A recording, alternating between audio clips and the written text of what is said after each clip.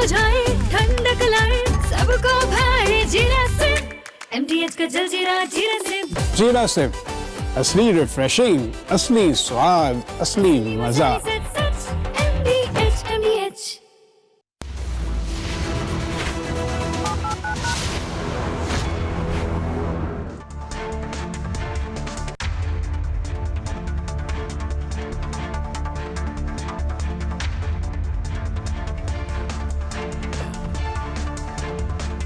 नमस्कार, बहुत स्वागत है आपका। आप देख रहे हैं देश का नंबर 1 न्यूज शो, ये भारत की बात है, और मैं हूं आपके साथ मृदुल शर्मा। उम्मीद करते हैं आप सभी सेहतमंद होंगे और बहुत बहुत फिट होंगे। आज खबरों में आपके लिए क्या है खास, कौन सी बड़ी और महत्वपूर्ण खबरें हैं।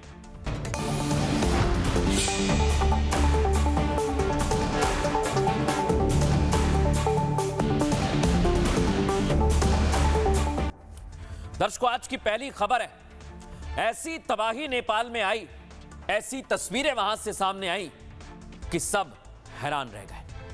क्या ऐसा भी हो सकता है? क्योंकि तबाही में कई गांव के गांव पूरे तबाह हो गए। दर्शकों, हजारों लोग इसमें प्रभावित हुए हैं। आज आपको एक एक तस्वीर बताएंगे, क्योंकि दावा तो अब यह किया जा रहा है कि नेपाल में तबाही के पीछे चीन है। ऐसा क्यों दावा है दर्शकों, इसके बारे में भी जानकारी देंगे। लेकिन पहले देखिए आज कैसा सैलाब आया।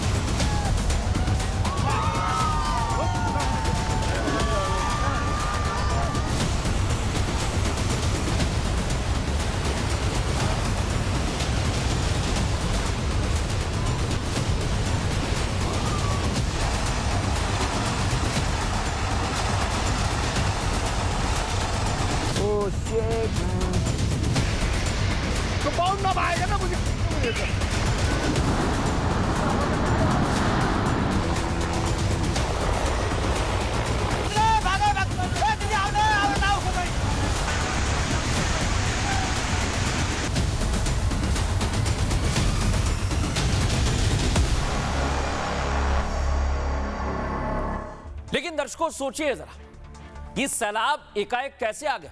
क्या बादल फटा या फिर इसके पीछे चीन है? वो आपको बताऊंगा। उससे पहले सबसे ताजा वीडियो आपको दिखा रहा हूं। ये आप देखिए कैसे एकाएक पानी आता है, और इसका प्रेशर आप देखिए, इसका बहाव आप देखिए। दिखाइए जरा, फुल फ्रेम दिखाइए, एमएन सुनाइए इसका।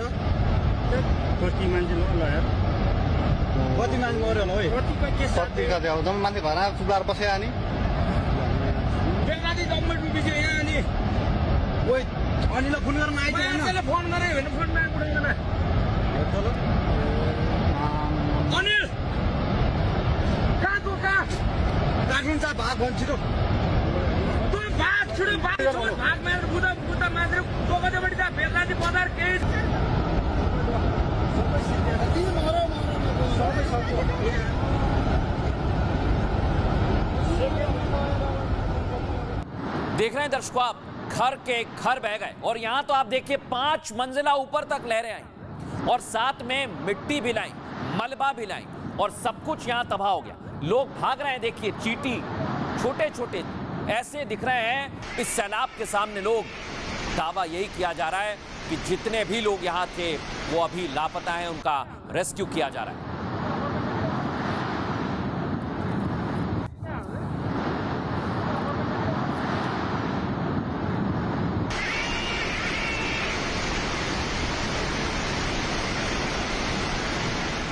लेकिन दर्शकों, आपको बताऊं, ये आप देख रहे हैं नेपाल चीन सीमा। यहां पर ये पूरी बस की बस बह जाती है, दर्जनों बस, और आदमी तो दिखता ही नहीं, सैलाब में तिनके की तरह उड़ जाता है। दिखाइए जरा इसे।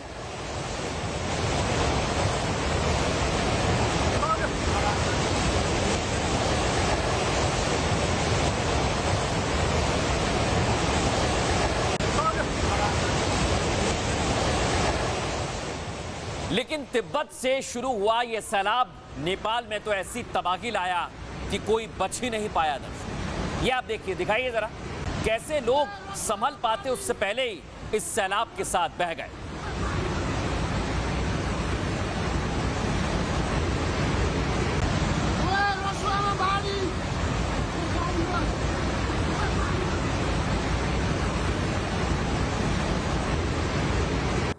कई जगह से तस्वीर सामने आई दर्शकों, आप देखिए, आप सोचिए इसमें कोई कैसे बचेगा, क्योंकि बहाव इतना तेज, घर कार सब कुछ ये बहाव अपने साथ लेकर जा रहा है। दिखाइए जरा इसे।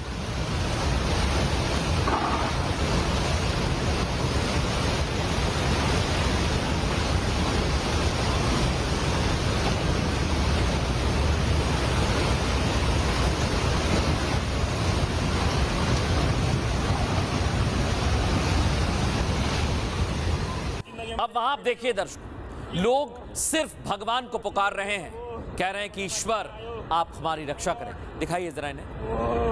माय गॉड, जिंदगीमा कहिले आदिन यो के भएको ओ तिम्रो दोस्त हो भन्दा मात्रामा आयो। My God, oh my God. अब दर्शकों मैं आपको एआई तस्वीर के जरिए समझाता हूं कि हुआ क्या है।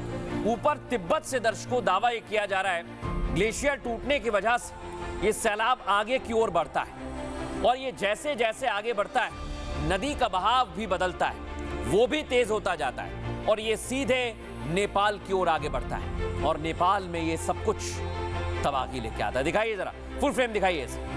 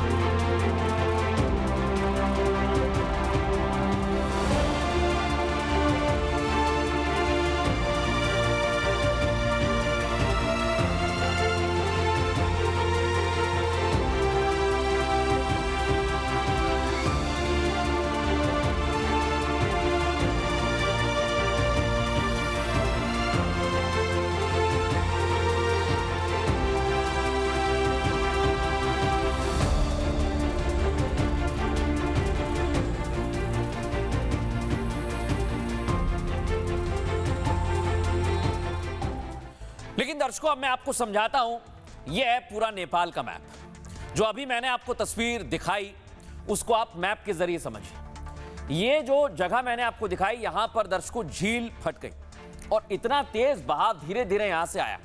सेंटर पॉइंट इसका तिब्बत का पठारी क्षेत्र रहा दर्शकों। इसके बाद क्या हुआ, मूव कीजिए इसे। तबाही क्यों आई? ग्लेशियर पर बनी झील अचानक फट गई, जिससे पानी का बहाव धीरे धीरे बढ़ता चला गया। और दावे तो ये किए जा रहे हैं, क्या ये कोई साजिश? क्योंकि चीन ने नेपाल को अलर्ट क्यों नहीं दिया? ये जिम्मेदारी होती है एक देश की दूसरे देश में अगर उसकी झील से परेशानी होती है तो। और इतनी तबाही जो आपने देखी है दर्शकों, 5 जिले में 50,000 लोग प्रभावित हैं। ये पूरा का पूरा नेपाल का इलाका आप देख रहे हैं, ये सीधे प्रभावित क्षेत्र में आ गया है। लेकिन अब बहुत दावा किया जा रहा है कि ये तस्वीर आगे भी बढ़ सकती है। आपको दिखाते हैं, ये आप देखिए, तबाही से पहले का नेपाल ये आप देख रहे हैं, और तबाही के बाद की तस्वीर आप देखिए। आप इसी से समझ जाएंगे दर्शकों कि आखिर नेपाल में हुआ क्या। दिखाइए जरा इसे।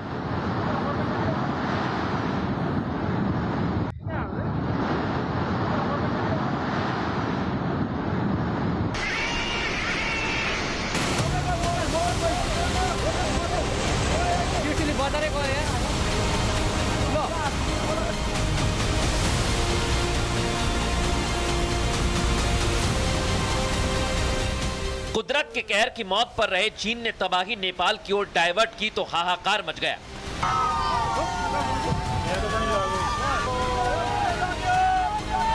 चीन ने नेपाल के पीठ पीछे वो साजिश की जिसने सैकड़ों जिंदगियां निकल ली। शहर के शहर तबाह हो गए, कुछ बचा तो सिर्फ जख्म।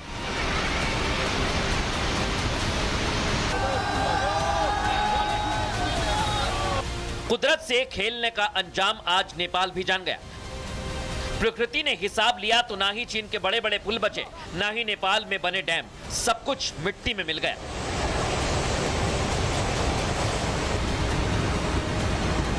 सवाल सिर्फ एक कि चीन के रास्ते नेपाल में आई तबाही दैवीय आपदा है या ड्रैगन की साजिश, क्योंकि जहां जहां से तबाही गुजरी वहां वहां नेपाल विकास के नए आयाम लिख रहा था। उम्मेदवार जिंदगीमा कहिले आदिन यो के भएको ओ तिम्रो दोस्त हो। मुश्किल की घड़ी में भारत नेपाल के साथ खड़ा है, लेकिन खतरा भारत के बिहार बॉर्डर पर भी है। अगर आप भी इन इलाकों में रहते हैं तो सावधान रहिए, क्योंकि चीन से निकली तबाही वाया नेपाल बिहार तक पहुंचने की आशंका है। दर्शकों, आपको बताऊंगा मैं, जो बिहार के लोग हैं, जो उत्तर प्रदेश से सटे हुए इलाके हैं, उसमें क्या होने वाला है। लेकिन पहले आपको बताते हैं जो दावे किए जा रहे हैं कि इस पूरी जो सैलाब की तस्वीर है, इसका जिम्मेदार सिर्फ चाइना है। नेपाल पर एक बार फिर कुदरत का कहर टूटा है। दर्शकों, तिब्बत से आई बाढ़ ने नेपाल में भारी तबाही मचाई।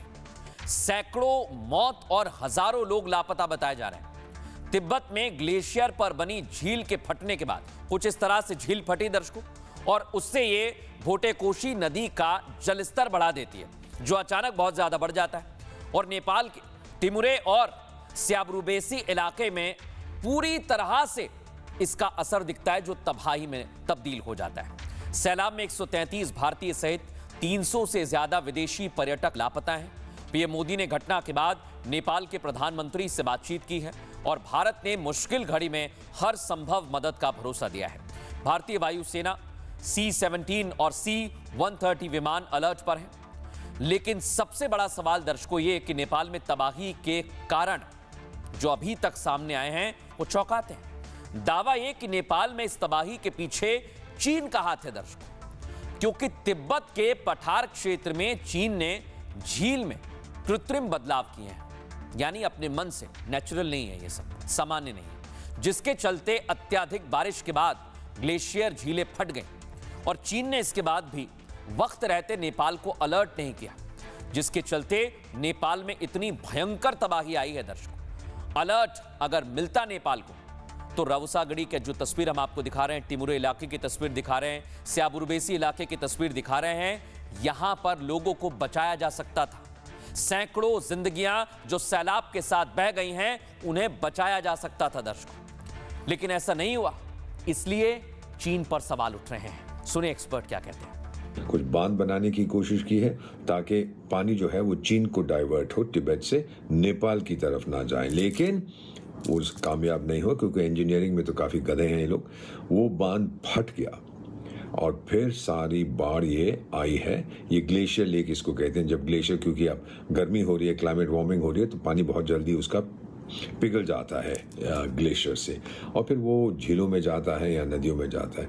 इसीलिए नेपाल में ये अब बहुत बड़ी समस्या हुई। अब इतना आपको बता देता हूँ, अगर चाइना को जो वो चाहता है मिल जाता है तो अच्छी बात है, नहीं तो वो और किसी की परवाह नहीं करता। अरे नेपाली मरते हैं बाढ़ में तो मरने दो, बांग्लादेश की भी ये हालत होने वाली है, आप देखते जाएंगे।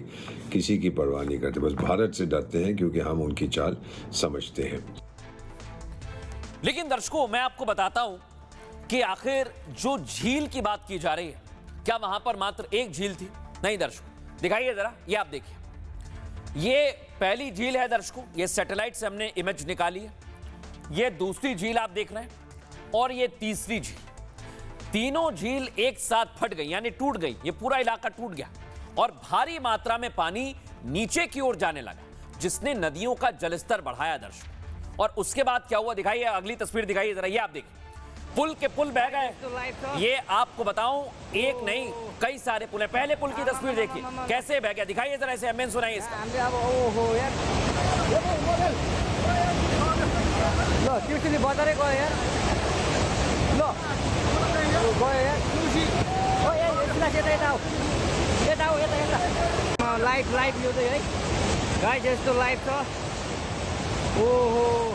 अब दर्शकों मैं आपको दिखाता हूं मितेरी पुल। ये आप देखेंगे इतना बड़ा पुल है, लेकिन ये तिनके की तरह, ऐसा लग रहा है कोई तिनका बह रहा है पानी में। दिखाइए जरा इसे।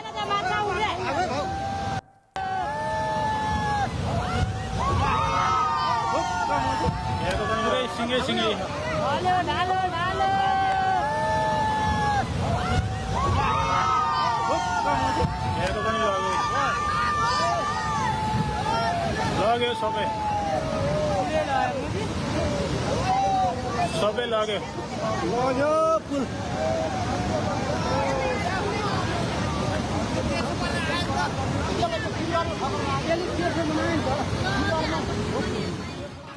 दर्शकों, नुवाकोटी से ये तबाही आगे बढ़ती है। मैं आपको नेपाल के एक एक इलाके बता रहा हूं, फिर पहुंचती है त्रिशूली बाजार और यहां आप देखिए और ज्यादा घातक तबाही और सैलाब बढ़ता जाता है। दिखाइए, फुल फ्रेम दिखाइए इसे।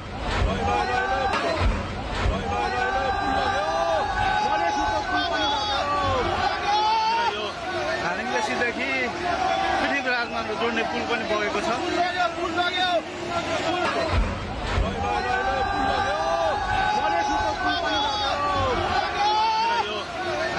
देखि पृथ्वीराजमा जोड्ने पुल पनि बगेको छ। लेकिन दर्शकों, ये देखिए, पुल तो बह ही गया लेकिन सैलाब में कुछ भी नहीं बच रहा है। दिखाइए जरा इसे, कैसे सब कुछ बहा कर ले गया।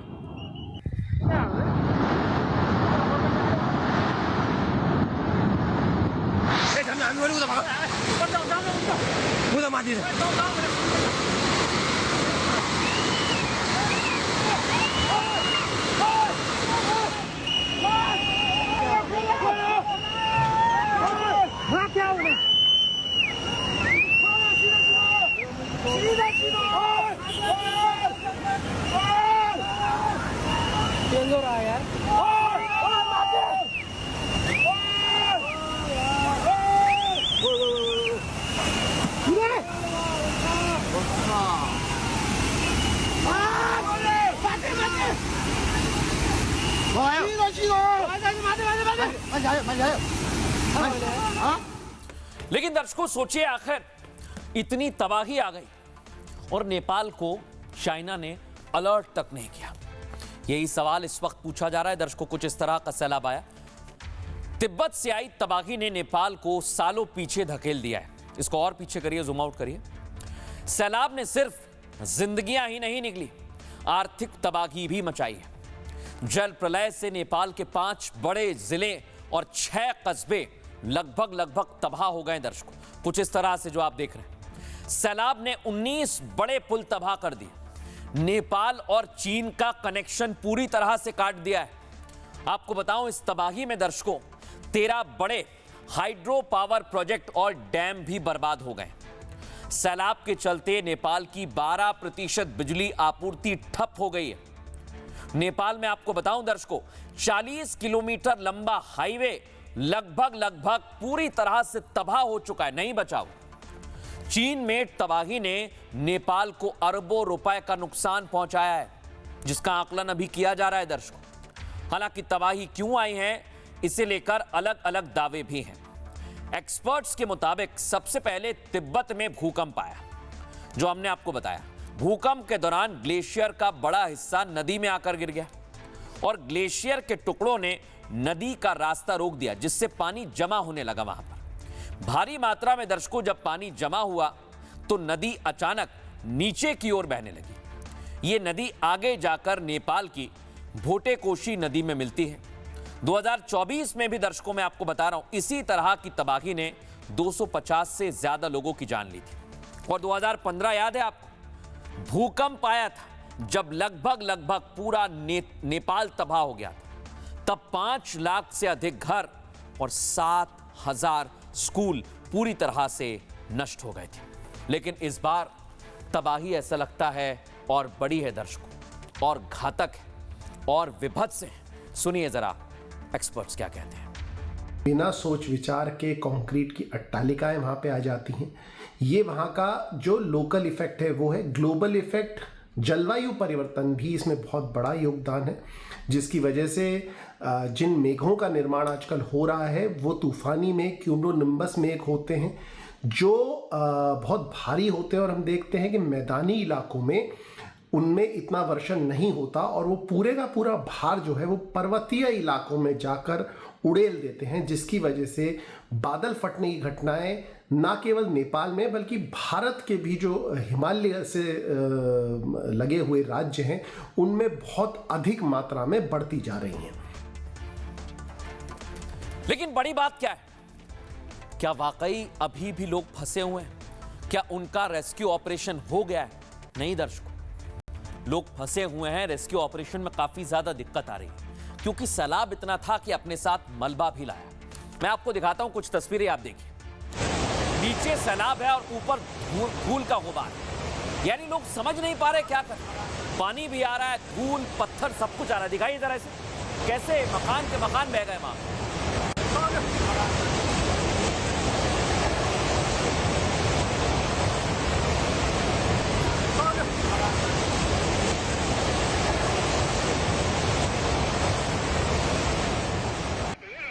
कुछ वीडियोस आए हैं दर्शकों, मैं आपको दिखाता हूं। जब सैलाब आया तो जो लहरें थी वो कई फीट ऊंची आई क्योंकि एकाएक जलस्तर बढ़ा। और देखिए जरा कितनी ऊंची है लहरें उठ रही हैं। दिखाइए जरा इसे, फुल फ्रेम दिखाइए।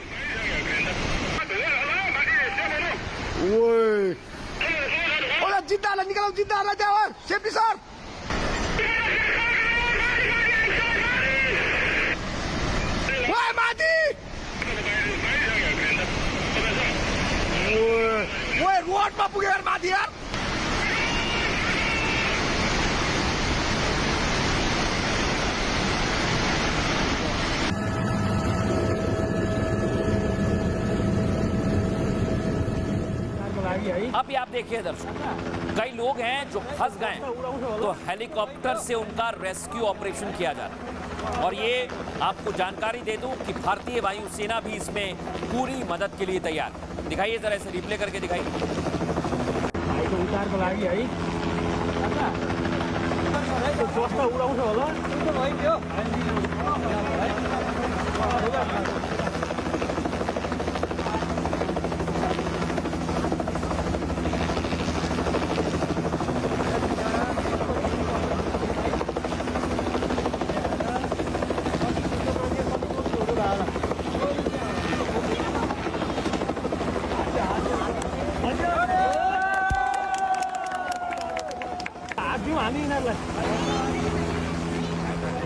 सोचिए आप कितना कठिन होता होगा दर्शक। हालांकि उसकी जान बच गई। आप देखिए तबाही के बाद का मंजर, जब कुछ भी नहीं बचा। सालों से जिस घर को मेहनत करके बनाया, सालों से जिस इलाके को मेहनत करके बसाया गया, सब कुछ चंद सेकंड में तबाह हो गया। देखिए जरा उसकी तस्वीर में आपको दिखा रहा हूं। देखिए जरा आप, घर के घर तबाह हो गए, कोई नहीं बचा यहाँ पर। देखिए जरा लोग, कुछ लोग हैं जो अपनी जान बचा के भाग रहे हैं क्योंकि एक तरफ कुछ ऊंचाई पर जो घर थे वहां पर सभी आपको दिखाई पड़ रहे होंगे जहां से इन सभी का रेस्क्यू किया जा रहा है। लेकिन दर्शकों, अब आपको सावधान रहना है। जो बिहार और उत्तर प्रदेश नेपाल से सटे हुए हैं इलाके हैं, जिले वाले हैं, वो मुझे ध्यान से सुने। नेपाल में तबाही की तस्वीर मैंने आपको दिखा दी है। बिहार में इसके लिए अलर्ट भी जारी कर दिया है। एनडीआरएफ की टीम अलर्ट पर है, एसडीआरएफ की टीम अलर्ट पर है। आपको जानकारी दे दें, खुद गृह मंत्री अमित शाह ने सम्राट चौधरी से बात की है और वो हर एक स्थिति पर नजर बनाए हुए हैं।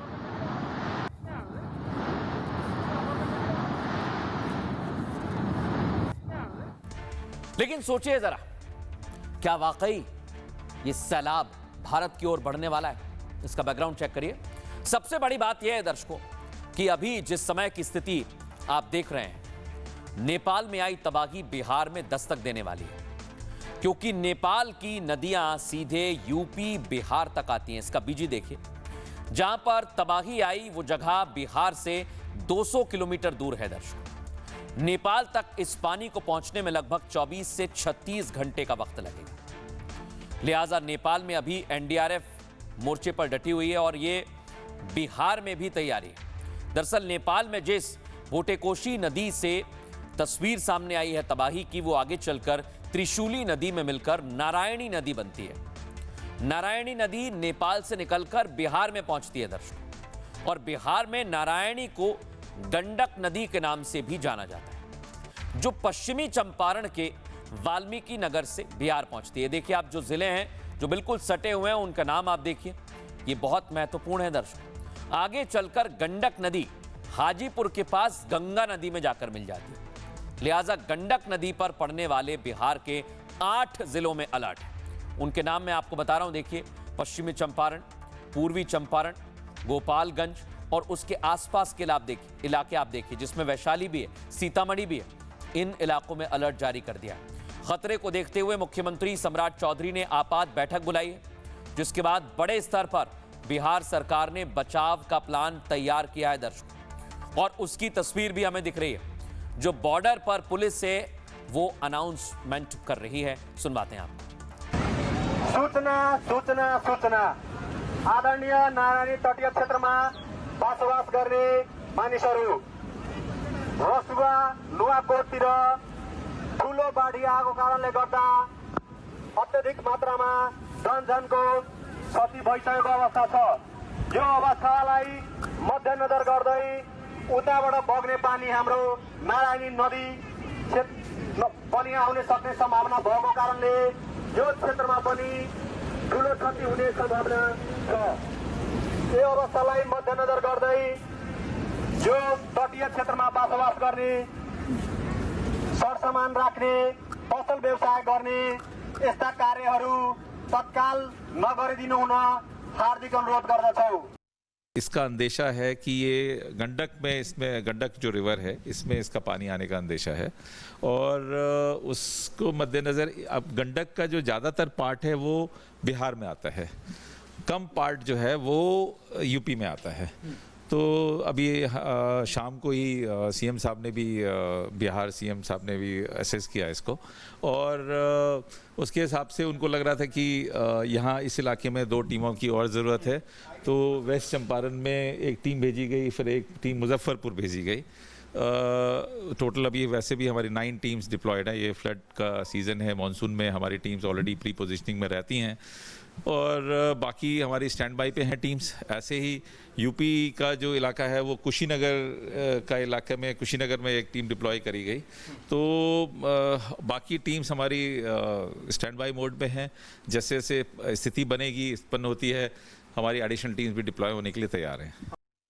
संभावना व्यक्त की जा रही है कि यह घटना ग्लेशियर लेक के बनने और उसके टूटने से हुई है, जिसमें अथाह जल राशि एक कम समय में पूरे नदी तंत्र को अपने चपेट में ले लेती है, और इसका नतीजा ये हुआ है कि भोट कोसी नदी और उसके सारे प्रवाह तंत्र में बसे गांव बहुत बुरी तरह से प्रभावित हुए हैं। साथ में रास्ते में पड़ने वाली जल विद्युत परियोजनाएं भी काफ़ी प्रभावित की है, और नेपाल सरकार के अनुसार लगभग 10% विद्युत उत्पादन पे असर पड़ा है। अब दर्शकों खबरों में आगे बढ़ेंगे और आपको लेकर चलते हैं उत्तर प्रदेश, क्योंकि यहां सियासी माहौल धीरे धीरे बढ़ रहा है दर्शकों, और ये माहौल हर पार्टी के लिए है। इधर योगी का एमवाय आ गया है, अखिलेश पहले ही एमवाय के रास्ते पर चल रहे हैं। आज आपको पूरी रिपोर्ट दिखाऊंगा दर्शकों, क्योंकि एमवाय के साथ पीडीए भी आ गया है, और चर्चा तो अब आधी आबादी की भी होने लगी है। देखिए जरा। राम लला की कृपा जिससे इतिहास वही दोहराएगा, 22 में जो आया था फिर 27 में आएगा। अखिलेश यादव को जीत मिलेगी, यूपी में साइकिल ही चलेगी, नहीं किसी की दाल गलेगी। डरने और घबराने की जरूरत नहीं है। इंशाअल्लाह ताला आज जो जुल्म कर रहे हैं वो कल नहीं रहेंगे, याद रखो आप। Biggest strength of this country is the fact that our women should be independent, should stand for themselves, should believe in themselves. You belong to nobody. You do not belong to anybody except yourself. You belong to yourself.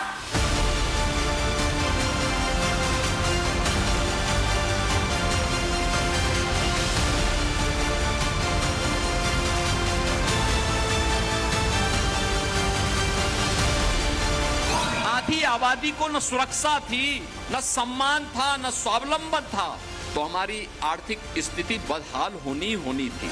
ये आधी आबादी की पूरी आजादी का संकल्प है, और उन्हें हर साल 40,000 रुपए दे करके उन्हें आगे बढ़ाने का काम समाजवादी सरकार में होगा। पहली बार आधी आबादी को शासन की योजना से जोड़ने के लिए एक व्यापक कार्य योजना बनी। बंद किए हुए 26,000 प्राइमरी स्कूल पुनः शुरू किए जाएंगे। देश के अंदर जो नैरेटिव चल रहा है वो लड़ाई तो राहुल गांधी लड़ रहे हैं, अखिलेश जी भी उनके सहयोगी हैं, इसमें कोई इसमें कोई वो नहीं है, लेकिन नेतृत्व तो राहुल गांधी का है। मैं मच्छी खाता हूँ, गोश्त खाता हूँ, कोई सुअर खाता, कोई नहीं खाता। आपको क्या हो रहा भाई? हम महीने में बोले हमारा महीना मुबारक है, नहीं खाना, मगर बीफ का एक्सपोर्ट हो रहा है बाहर, डॉलर आ रहे हैं टपाटप टपाटप टपाटप। देखा आपने, इन सारे किरदारों को आज बताऊंगा, लेकिन पहले आप देखिए महिलाओं के साथ योगी आदित्यनाथ सेल्फी ले रहे हैं, और इधर देखिए यूथ के साथ महिलाओं का एम और यूथ का वाई। अब योगी आदित्यनाथ इस एम वाई पर चल रहे हैं। दिखाइए जरा, दोनों तस्वीर दिखाइए योगी आदित्यनाथ की। इधर दर्शकों महिलाओं और युवाओं के साथ सेल्फी, और इधर नौकरी पर नौकरी। बीजेपी सरकार कह रही है कि हम इतनी नौकरी देंगे जितनी समाजवादी पार्टी ने सोची भी नहीं हो। अब उधर से सवाल भी पूछे जा रहे हैं, लेकिन पहले आप देखिए 25 लाख टैबलेट और 1 लाख रोजगार, ये सरकार का वादा है।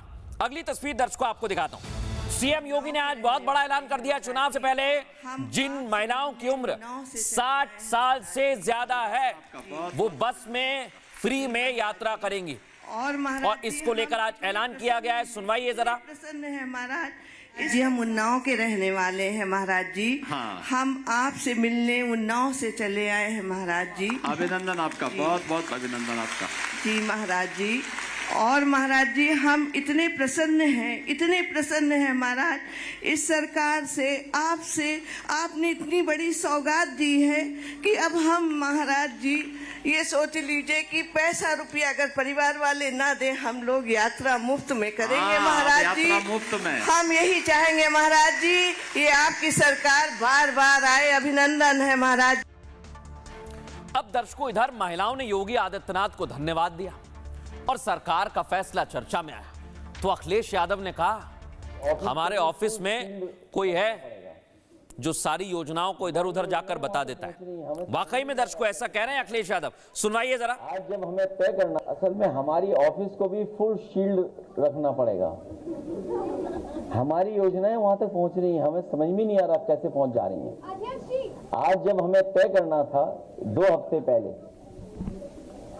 कि आने वाले समय में मैनिफेस्टो में हम लोग ये तय करेंगे, तो हमारी ऑफिस से ही सूचना वहां पहुंच गई लगता है, और उसी का परिणाम है कि बस फ्री हो गई। सोचिए आप। दर्शकों ये हास्यास्पद है। आपने पैसा चोरी होते हुए सुना होगा, लेकिन यहां तो योजना चोरी हो रही है, ऐसा आरोप अखिलेश यादव लगा रहे हैं। लेकिन दर्शकों इन दोनों का एमवाई भी कुछ कहता है। आइए जरा मैं आपको दिखाता हूं। ये आप देखिए बीजेपी का एमवाई क्या है।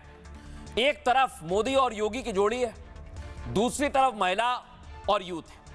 लेकिन अखिलेश यादव कहते हैं कि हमारा एमवाई समीकरण भारी है, जिसमें मुस्लिम और यादव है। लेकिन दावा किया जा रहा है कि एक दूसरे के एमवाई में सेंध लगाने की तैयारी है। लेकिन यह इतना आसान नहीं होगा दर्शकों, क्योंकि सिर्फ योगी आदित्यनाथ और अखिलेश नहीं है, अब तो 3 किरदार और आ गए, राहुल गांधी, ओवैसी और मायावती। इनके बारे में आपको जानकारी देंगे, उससे पहले देखिए रिपोर्ट।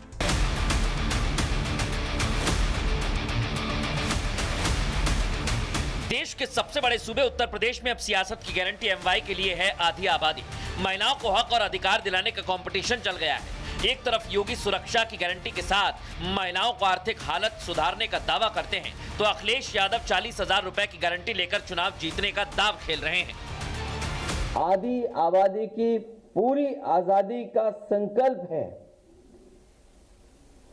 और उन्हें हर साल 40,000 रुपए देकर के उन्हें आगे बढ़ाने का काम समाजवादी सरकार में होगा। चुनाव को मुफ्त की योजनाओं के मैदान में खींचकर अखिलेश यादव फ्री वाली सियासत का अपना वर्जन पेश कर चुके हैं। लेकिन इस कंपटीशन में वो पीछे छूट गए, क्योंकि योगी सरकार का दावा साफ है, सुरक्षा पहले फिर आर्थिक सशक्तिकरण। हमारा लक्ष्य सिर्फ एक केवल यह नहीं है कि बेटी घर पहुंचने के बाद सुरक्षित रहे, बल्कि हमारा लक्ष्य है बेटी घर से निकले, कार्य करे कारोबार करे और रात में भी अपने अधिकार के साथ सुरक्षित घर लौट सके। दोनों तरफ से वादे, दोनों तरफ से दावे, जिसमें वो तीन किरदार जिसकी एंट्री बाकी है। ओवैसी की नजर अखिलेश के मुस्लिम वोटर पर है, मायावती की नजर अखिलेश के दलित वोटर पर है और राहुल गांधी बैकडोर से एंट्री के साथ सीधे अखिलेश की रणनीति पर स्ट्राइक करने वाले हैं, जिसका ग्रीन सिग्नल इमरान मसूद ने दे दिया है। देश के अंदर जो नैरेटिव चल रहा है वो लड़ाई तो राहुल गांधी लड़ रहे हैं, अखिलेश जी भी उनके सहयोगी हैं, तो इसमें कोई इसमें कोई वो नहीं है, लेकिन नेतृत्व राहुल गांधी का है। अब दर्शकों, सबसे पहले आज मैं आपको बताता हूं, आधी आबादी सबसे महत्वपूर्ण है महिलाएं, और इन्हीं का वोट हर पार्टी चाहती है, चाहे वो योगी आदित्यनाथ हो, अखिलेश यादव यानी बीजेपी हो या फिर समाजवादी पार्टी, दोनों इसका वोट चाहती है। अब सीएम योगी ने चुनाव से ठीक पहले एक लक्ष्य रखा है, वो टारगेट है आधी आबादी, जो आत्मनिर्भर बनाने के लिए पूरी तैयारी है। उन्होंने पिछले 9 साल में कई योजनाएं चलाई और महिलाओं को मजबूत करने के कई कदम भी उठाए। आज मुख्यमंत्री योगी आदित्यनाथ ने दर्शकों मातृ शक्ति योजना का शुभारंभ कर दिया है। योजना के तहत उत्तर प्रदेश में जो 60 साल से ज्यादा उम्र की महिलाएं हैं, वो अपना आधार कार्ड दिखाएं और रोडवेज की बस में चढ़ जाएं, उन्हें मुफ्त यात्रा मिलेगी। आपको बताऊं, इससे बुजुर्ग महिलाओं को सफर करने में आर्थिक सहायता मिलेगी। इसके अलावा सरकार की योजनाओं के केंद्र में आधी आबादी है, ये साफ हो गया। पहले प्रदेश में महज 12% महिलाएं, मात्र 12% महिलाएं कामकाजी थी।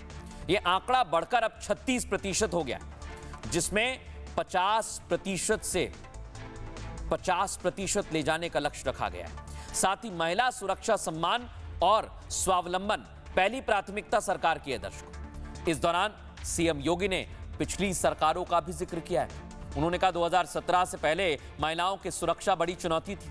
यूपी में क्या हुआ करता था ये आप देखते हैं। उत्तर प्रदेश में बिटिया घबरा जाती थी, ये नारा गूंजता था, देख सपाई बिटिया घबराई। लेकिन अब उत्तर प्रदेश में बेटियां सुरक्षित हैं, पूरी तरह सुरक्षित हैं। इधर अखिलेश यादव क्या कहते हैं दर्शकों? अखिलेश यादव भी महिला वोटों को साधने के लिए मैदान में आ गए। उन्होंने चुनाव जीतने पर महिलाओं को 40,000 रुपए देने का वादा किया। तो सवाल ये कि आधी आबादी किधर जाएगी, अखिलेश की तरफ या फिर योगी आदित्यनाथ की तरफ? सुनिए जरा। पहले बेटी की सुरक्षा किस्मत पर निर्भर थी, आज वह सिस्टम, डेटा और टेक्नोलॉजी पर निर्भर है। हमारा लक्ष्य सिर्फ केवल यह नहीं है कि बेटी घर पहुंचने के बाद सुरक्षित रहे, बल्कि हमारा लक्ष्य है बेटी घर से निकले, कार्य करे, कारोबार करे और रात में भी अपने अधिकार के साथ सुरक्षित घर लौट सके। आज भरोसा दिलाता हूं कि जहां स्त्री सम्मान समृद्धि योजना लागू की जाएगी, ये आधी आबादी की पूरी आजादी का संकल्प है और उन्हें हर साल 40,000 रुपए देकर के उन्हें आगे बढ़ाने का काम समाजवादी सरकार में होगा। लेकिन दर्शकों, अब मैं आपको बताता हूं कि पूरी तरह से अभी चुनाव का माहौल बनने लगा है। दिखाइए जरा, पोस्टर लग गए, ये आप देखिए। समाजवादी पार्टी के खिलाफ पोस्टर लगाए गए, तो इस पोस्टर को देखकर समाजवादी पार्टी के कार्यकर्ता गुस्से में आ गए। दिखाइए अगली तस्वीर, कैसे कार्यकर्ताओं ने इसे नीचे उतार दिया है। प्ले करिए जरा। फाड़ो फाड़ो फाड़ो।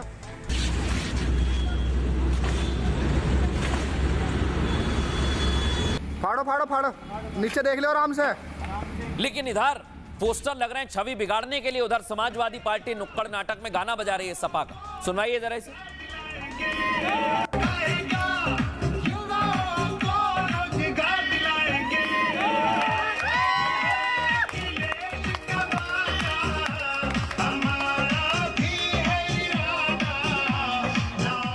समाजवादी पार्टी भी पूरी तैयारी में, देखिए आज जबरदस्त प्रदर्शन किया गया और पुलिस की टीम ने कई कार्यकर्ताओं को डिटेन किया, इनको डिटेन किया है। और उधर अखिलेश यादव ने पीडीए का आज नया मतलब भी बता दिया है, सुनवा दीजिए जरा।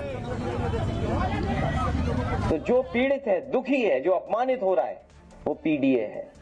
और जितना हम प्रेम, दया, अपनापन दिखाएंगे, उतना ही हम पीडीए के लोगों को जोड़ने का काम करेंगे। और पीडीए जो पी है वो प्रोटेस्ट भी है।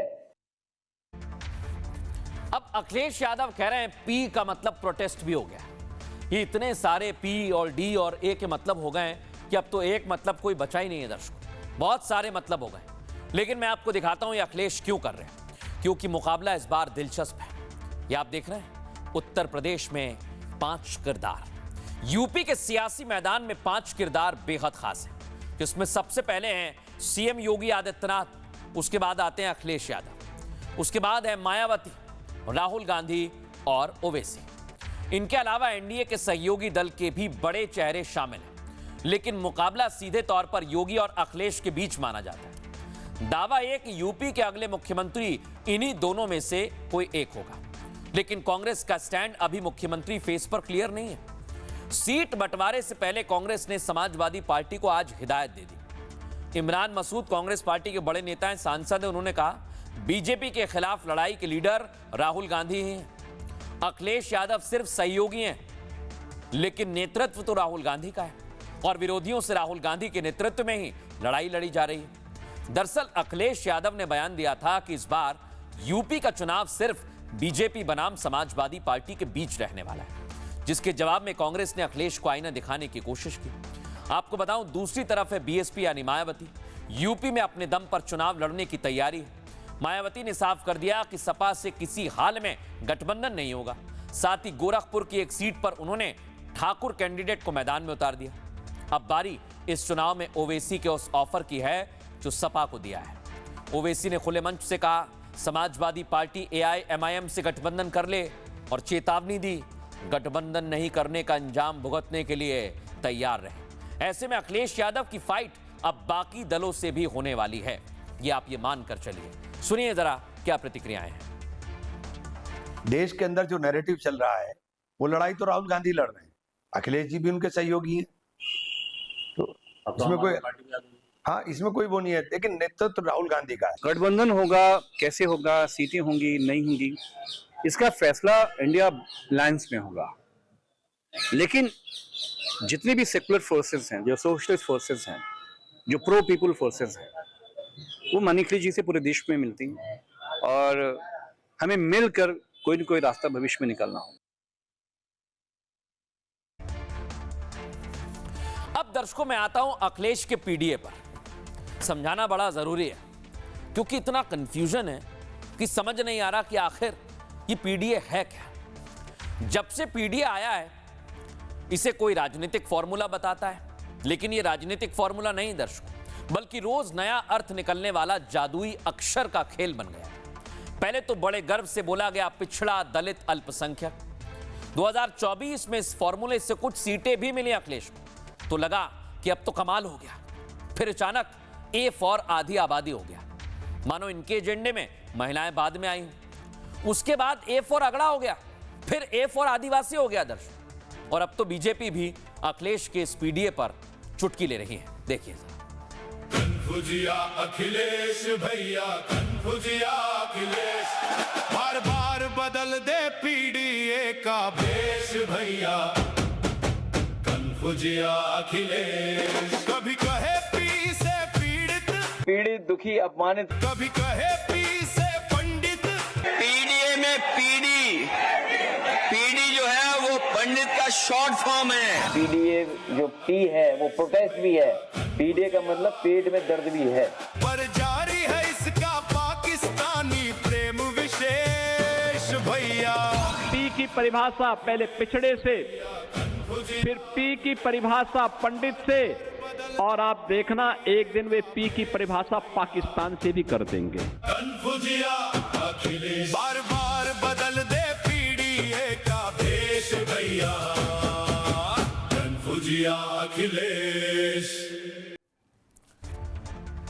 इस वीडियो को हम एंडोर्स तो नहीं करते हैं दर्शकों, लेकिन अब अखिलेश यादव को लेकर बीजेपी इसी तरह से पीडीए का भी अलग अलग मायना निकाल रही है। बहरहाल अब आते हैं एक और किरदार की एंट्री। ये आप देखिए, ओवैसी की एंट्री ऐसी हुई कि सब कुछ हिल गया दर्शकों, क्योंकि उनका तो मुद्दा क्लियर है, हम सेक्युलर नहीं है, हम तो सिर्फ मुसलमानों की बात करेंगे। और उन्होंने इसके लिए हाई कोर्ट को भी सवालों के कटघरे में खड़ा कर दिया। दिखाइए जरा पहली तस्वीर। ओवैसी दर्शकों ना संविधान मानेंगे ना कानून मानेंगे, और तो और कोर्ट को भी नहीं मानेंगे, मानेंगे तो सिर्फ अपना धर्म, अपना समाज, अपना मजहब। ये आज उन्होंने मंच से ऐलान कर दिया। अगली तस्वीर दिखाइए। हुआ यूं दर्शकों, ओवैसी ने इलाहाबाद हाईकोर्ट ने फैसला दिया कि स्कूल में सभी को सेक्युलर होना चाहिए, यानी किसी का मजहब और धर्म आड़े ना आए, इसलिए एक यूनिफॉर्म दी है और बच्चों को उसी यूनिफॉर्म में आना होगा। लेकिन ओवैसी को यह बात अच्छी नहीं लगी और उन्होंने इस पर सवाल उठा दिए। दिखाइए।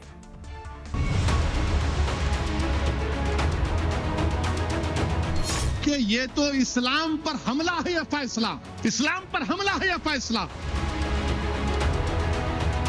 इस हाई कोर्ट के जजमेंट के खिलाफ हूं, इससे एग्री नहीं करता हूं। आप होते कौन है इस्लाम के सेंचुरिटी को डिसाइड करने वाले? चेहरे बेनकाब होने लगे, केंचुल में छिपे सांप बाहर आने लगे। जो अब तक पानी पी पी कर संविधान की दुहाई दे रहे थे, वो अब बेशर्मी से शरिया को संविधान से ऊपर बताने लगे हैं। हिजाब पर इलाहाबाद हाईकोर्ट के फैसले के बाद ओवैसी ने कोर्ट पर ही हमला बोल दिया। रिलीजियस जो हमारी इबादतें हैं वो भी प्रोटेक्ट करेंगे नहीं करेंगे। और आज का फैसला ये भारत की आईन की दफा 25 और 19 के खिलाफ है। मैं कपड़े पहनता हूं, सिख हमारे बेटियां और हमारे बच्चे पहनते हैं। आप होते कौन है इस्लाम के सेंचुरिटी को डिसाइड करने वाले? तो सवाल ये, जिसकी आशंका बहुत पहले से थी, वो धीरे धीरे अब सच में तब्दील होने लगा। वैसे कुछ लोग सियासत कहकर इस पर पर्दा डालने की कोशिश करेंगे, तो कुछ लोग इसे संविधान का हवाला देकर फ्रीडम ऑफ स्पीच का चोला उड़ाएंगे। लेकिन मुस्लिम कट्टरपंथ की सोच की जड़ें कितनी गहरी और कितनी दूर तक फैली हैं, इसका अंदाजा अमेरिका के एक राज्य न्यूयॉर्क के मेयर ज़ोहरान ममदानी के बयान से समझा जा सकता है, जो ये कह रहा है कि उसका अधिकार होता तो वो न्यूयॉर्क में संघ प्रमुख मोहन भागवत की सभा नहीं होने देता। I don't support the rally, but I don't know if the city has any jurisdiction on canceling a private event. लेकिन दर्शकों, आपको बताऊं मैं, असदुद्दीन ओवैसी ने आज जो काम किया है उससे यह तो पता लग गया कि उनके लिए संविधान महज किताब है, क्योंकि संविधान अपने हिसाब से बनाते हैं। AIMIM नेता असदुद्दीन ओवैसी ने सारी सीमाएं लांघ दी। ओवैसी ने कोर्ट, कानून, संविधान सब पर आज हमला बोला। उन्होंने हिजाब के मुद्दे पर इलाहाबाद हाईकोर्ट के फैसले पर ही अटैक कर दिया। यह तय करना जजों का काम नहीं कि मुस्लिम क्या पहनेंगे, ये कहते हैं वो कहते हैं ये हमारा धर्म है और हम तय करेंगे कि हम क्या पहनना चाहते हैं। जज या कोर्ट को यह तय करने का अधिकार नहीं देते कि हम क्या पहनेंगे। इलाहाबाद हाईकोर्ट का फैसला इस्लाम पर हमला है, ये कहते हैं। आगे कहते हैं कोर्ट के फैसले का गलत असर पड़ेगा, इस फैसले से लड़कियों की शिक्षा पर बुरा असर पड़ेगा। वो हिजाब अपने सिर पर पहन रही हैं, ना कि अपने दिमाग पर। यूपी में सेकेंडरी स्कूलों में मुस्लिम लड़कियों का एनरोलमेंट सबसे कम है। इलाहाबाद हाईकोर्ट मुस्लिम लड़कियों की शिक्षा को रोकना चाहता है। हाईकोर्ट का आदेश संविधान के आर्टिकल 19 और 25 का उल्लंघन है। ओवैसी हैदराबाद में पार्टी हेडक्वार्टर के कैंपस में ये सब कुछ बोल रहे थे, जहां उन्होंने जब बड़ी संख्या में जो लोग सुनने के लिए पहुंचे थे वो भी मुसलमान थे। खुश करने के लिए बड़ी बड़ी बातें कह दी। लेकिन दर्शकों, सोचिए जरा, क्या वाकई स्कूल में आप अपने धर्म के हिसाब से, मजहब के हिसाब से अपना मर्जी का कुछ पहन सकते हैं? ऐसे तो कोई कुछ भी पहन कर आएगा, कोई शर्ट पहन लेगा, कोई टी शर्ट पहनेगा, बोलेगा हमारी मर्जी।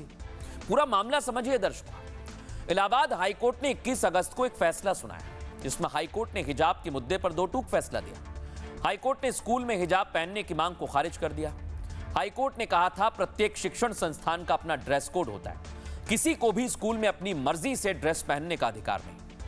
उन्होंने आगे कहा हिजाब पहनना इस्लाम धर्म का भी कोई अनिवार्य अभ्यास नहीं है। हिजाब के बिना किसी भी महिला की धार्मिक आस्था प्रभावित नहीं होती। ऐसे में स्कूल में हिजाब पहनने की इजाजत नहीं दी जा सकती है। और हाईकोर्ट ने फैसला सुनाया जिसमें जस्टिस जे मुनीर और जस्टिस इंद्रजीत शुक्ला थे।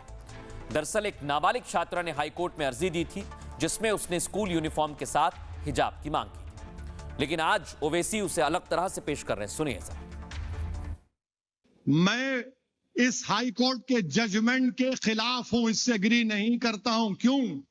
क्योंकि साबरीमाला केस सुप्रीम कोर्ट में चल रहा है और supreme court reserve for judgement है। इलाहाबाद हाई कोर्ट के फाजिल जजेस को अपना जजमेंट रोकना चाहिए था। जब supreme court is seized of that matter, 9 जजेस ये डिसाइड कर रहे हैं। क्या डिसाइड कर रहे हैं? कि एसेंशियल क्या है, what is essentiality, what is essential, और फिर क्या रिलीजियस जो हमारी इबादतें हैं वो भी प्रोटेक्ट करेंगे नहीं करेंगे। और आज का फैसला ये भारत की आईन की दफा 25 और 19 के खिलाफ है। आप होते कौन है इस्लाम के एसेंशियलिटी को डिसाइड करने वाले? राइट टू प्राइवेसी को सुप्रीम कोर्ट ने कह दिया फंडामेंटल राइट। अरे मेरी प्राइवेसी है। और फिर आप उत्तर प्रदेश में सबसे कम खवातीन में हाई स्कूल में अगर कोई है तो मुस्लिम बच्चियां हैं, उनकी तालीम को आप रोक रहे हैं। लेकिन दर्शकों, असदुद्दीन ओवैसी कहते हैं कि बैरिस्टर हैं, और दर्शकों आज एक सवाल पूछा गया, क्या वाकई पढ़ने लिखने से कोई फर्क नहीं पड़ता है? क्योंकि ये ममदानी है, ये अमेरिका में रहते, ये भी पढ़े लिखे, लेकिन ये भी मौलानाओं वाली भाषा बोल रहे हैं। कैसे दिखाते हैं आपको। मोहन भागवत पहुंचे हुए हैं दर्शकों अमेरिका, न्यूयॉर्क पहुंचे, देखिए पहुंच गए, उनकी तस्वीर दिखा रहे हैं। स्वागत वहां पर भारतीय समुदाय के लोगों ने किया, इंडियन डायस्पोरा ने स्वागत किया है। लेकिन इससे ममदानी को दिक्कत हो रही है जो वहां के मेयर हैं। अगली तस्वीर दिखाइए। मोहन भागवत जहां पर कार्यक्रम करने वाले हैं, ममदानी कहते हैं मेरा बस चलेगा तो मैं यहां पर सब कुछ कैंसिल करवा दूंगा, सभा ही नहीं होने दूंगा। और ममदानी कम्युनल बातें करने लगे हैं दर्शकों। सोचिए अब जरा कम्युनल कौन है। अगली तस्वीर दिखाइए, मूव कीजिए, ये देखिए। मैरी मिल्बन है दर्शकों, मशहूर हैं, जो प्रधानमंत्री नरेंद्र मोदी से भी काफी ज्यादा प्रभावित रही हैं। उन्होंने भी ममदानी पर अटैक किया है। दिखाइए जरा, फुल फ्रेम दिखाइए, इनका पोस्ट दिखाइए। इन्होंने आज बताया है कि किस तरह से काम करना चाहिए। आपको बताते हैं, मैरी मिल्बन जो कई बार प्रधानमंत्री नरेंद्र मोदी से जब भी मुलाकात करती हैं, नमस्ते कहकर अभिवादन करती हैं, और एक बार तो उन्होंने उनके पैर भी छुए थे।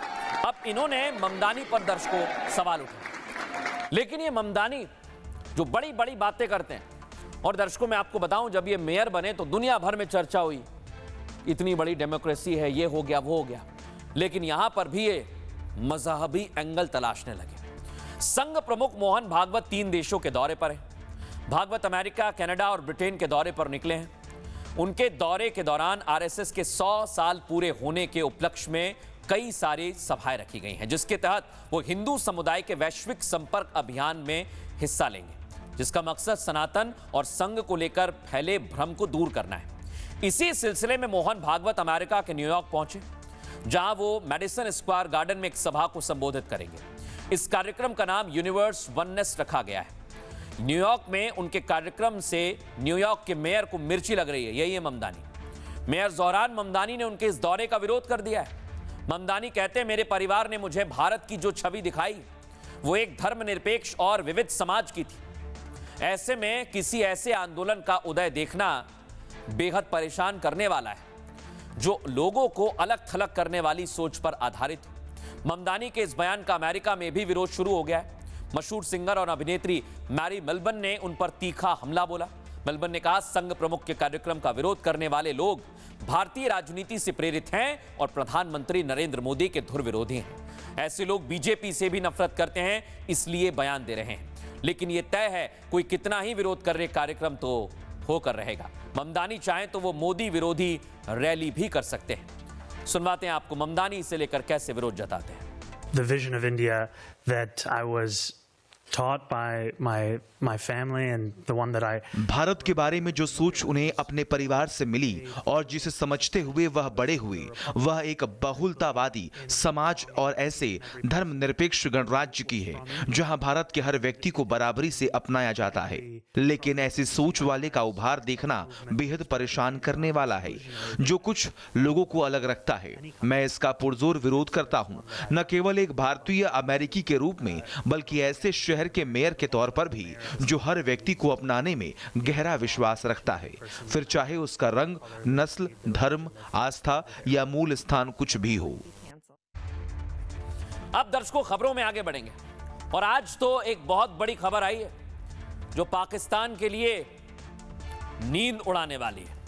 पाकिस्तान के परमाणु खतरे में है और वो भारत की जद में है। दर्शकों, ऐसा मैं क्यों कह रहा हूं, देखिए जरा।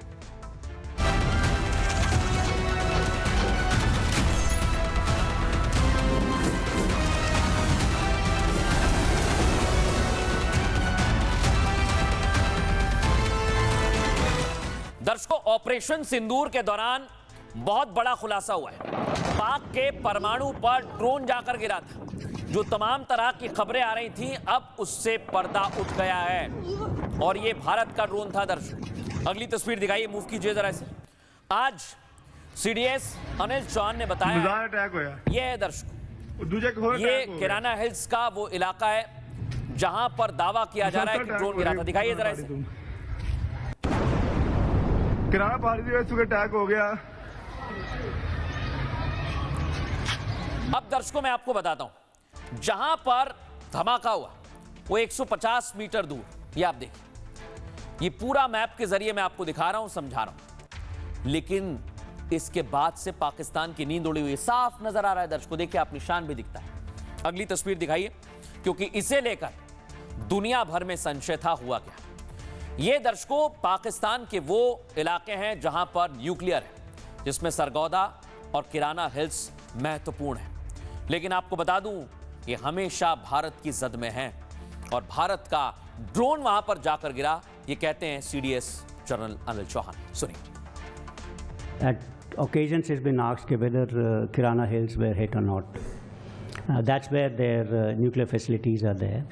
I can maybe given kind of an explanation. Before those strikes, we had sent in a lot of loiter ammunitions at Sargodha, and Kirana Hills is about 10 kilometers north of Sargodha. लेकिन सोचिए जरा दर्शकों, पूर्व CDS ने अब इस बात का खुलासा किया है, लेकिन जब उस दौरान खबरें आई थी तो पाकिस्तान परेशान हो गया था और दुनिया भर में इसकी चर्चा थी कि कहीं पाकिस्तान का परमाणु तो लीक नहीं हो गया। किराना हिल्स पर ड्रोन मिस्टेक था या टारगेट, आपको बताता हूं। ऑपरेशन सिंदूर के दौरान हुए हमले पर एक बड़ा खुलासा हुआ, एक ऐसा खुलासा जिसने शहबाज और मुनीर की नींद उड़ा दी है। ऑपरेशन सिंदूर के 15 महीने बाद पूर्व सीडीएस ने यह खुलासा किया। पूर्व chief of defence staff general Anil Chauhan ने बयान दिया है, भारत की तरफ से पहली बार किराना हिल्स पर हमले की बात मानी गई है। पूर्व सीडीएस ने पहली बार माना कि भारतीय ड्रोन किराना हिल्स से टकराया था। पूर्व सीडीएस ने कहा, हमने सरगोदा की ओर कई लाइटर एम्यूनिशन भेजे थे और किराना हिल्स सरगोदा से सिर्फ 10 किलोमीटर उत्तर में है। ड्रोन रडार को ढूंढ रहे थे जो सरगोदा और उसके आसपास तैनात थे। हमारा ड्रोन करीब 2 घंटे घूमता रहा, लेकिन जब टारगेट नहीं मिला तो ये कहीं और हिट करेंगे। हो सकता है ये किराना हिल्स से जा टकराए। किराना हिल्स को पाकिस्तान के परमाणु हथियारों का अड्डा बताया जाता है। किराना हिल्स पाकिस्तान के पंजाब में सरगोदा के पास पहाड़ी का इलाका है। यही वजह है कि सैन्य नजरिए से इस इलाके को बेहद संवेदनशील माना जाता है। इसी किराना हिल्स में अटैक के बाद पाकिस्तान घुटनों पर आ गया था और सीज फायर के लिए गुहार लगाने लगा था, जिसे भारत ने मान लिया था। लेकिन दर्शकों, आज पूर्व सीडीएस जनरल अनिल चौहान ने पाकिस्तान की नींद उड़ा दी है। सुनिए sir. At occasions it's been asked whether Kirana Hills were hit or not. That's where their nuclear facilities are there. I can maybe given kind of an explanation. Before those strikes, we had sent in a lot of loiter ammunitions at Sargodha, and Kirana Hills is about 10 kilometers north of Sargodha. ये बहुत बड़ी बात है दर्शकों। अब दुनिया जान गई है कि पाकिस्तान इसीलिए घुटनों पर आ गया था। क्योंकि उसे डर लगने लगा था। आगे बढ़ेंगे, बात करेंगे दर्शकों आज के सूत्र की। आज का सूत्र लिया है आचार्य चाणक्य से। चाणक्य की नीति कहती है, जीवन में हर किसी को अपनी कमजोरियां नहीं बतानी चाहिए। यदि कोई मित्र या रिश्तेदार आपके बारे में बातें जानता है तो वक्त पर वो आपके खिलाफ उसका इस्तेमाल भी कर सकता है। इसलिए जितना हो सके अपने भीतर की कमी को छिपा कर रखें। परिस्थितियों को समझकर ऐसे लोगों से दूरी बनाएं, क्योंकि अपने व्यवहार से शांत रहना बुद्धिमानी है। वक्त एक छोटे से ब्रेक का है, जल्द हाजिर होंगे। नमस्कार। चमकी चाट से क्या बना है? सैंडविच, लस्सी और छाछ हर घूंट में चमकी चाट। ड्राई फ्रूट और दही बड़े, चमकी चाट से स्वाद बढ़े। असली स्वाद सिर्फ चमकी चाट।